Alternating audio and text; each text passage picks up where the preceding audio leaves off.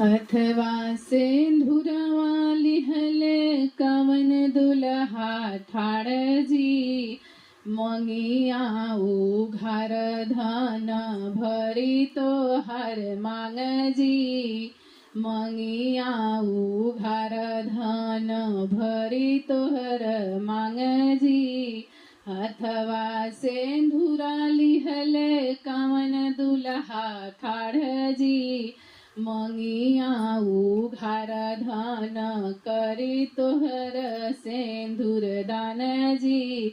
मंगिया उघार धन भरी तोहर मांग जी। पहिला चुटुकी स्वामी गौरी पहिराव जी। पहिला चुटुकी स्वामी गौरी पहिराव जी। दूसरा चुटुकी स्वामी भमंगिया भरह जी। दूसरा चुटुकी स्वामी मंगिया भर जी।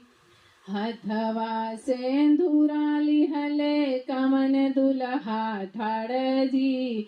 मंगिया उघार धन भरी तोहर मांग जी। मंगिया उघार धन भरी तोहर मांग जी। पहिला चुटुकी स्वामी गौरी पहिराव जी।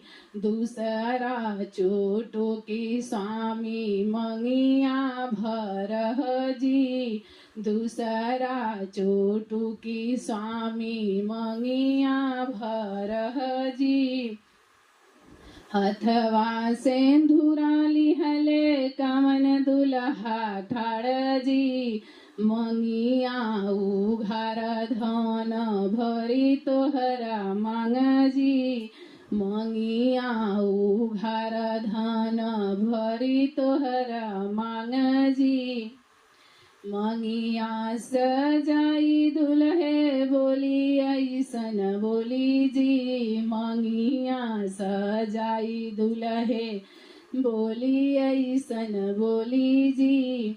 मड़ये में बेटी रोवै सुसुकी सुसुकी रोवै भीजेला चूनर जी। मड़ये में बेटी रोवै सुसुकी सुसुकी रोवै भीजेला चूनर जी। मंगिया सजाई दुल्हे बोली ऐसन बोली जी। मंगिया सजाई दुल्हे बोली ऐसन बोली जी।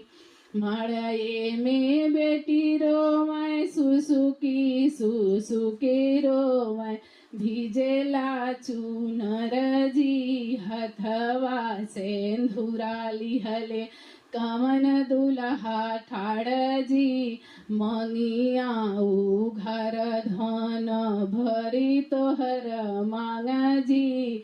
मंगिया उघार धन भरी तोहर मांग जी।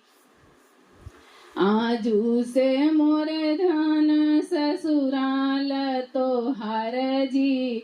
आजू से मोरे धन ससुराल तोहार जी। माई के कभलू धन तू ही पराई जी। माई के कभलू धन तू ही पराई जी। आजू से मोरे धन भैलू ससुराल जी। माई के कभलू धन तू ही पराई जी। माए के कभलू धन तू ही पराई जी। हथवा सिंदूरा लिहले कवन दुल्हा ठाड़ जी। मंगिया उघार धन भरी तोहरा मांग जी। मंगिया उघार धन भरी तोहरा मांग जी। तोहरा हे मने स्वामी हमर होई है सामान जी। तोहरा है माने स्वामी होई है समान जी। जीवन बीतैब धन दुनो जन साथ जी। जीवन बीतैब धन दोनों जन साथ जी। हथवा सिंदूरा लिहले कमन दुल्हा ठाड़ जी। मंगिया उघार धन भरी तोहर मांग जी।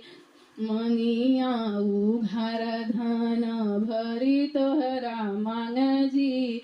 नैहरे का छोड़ मोह माया चल ससुराल जी। नोहई पे बसावधान यापन घर बार जी। नैहरे का छोड़ धन मोह माया जी। ससुराल में बसावयापन घर परिवार जी।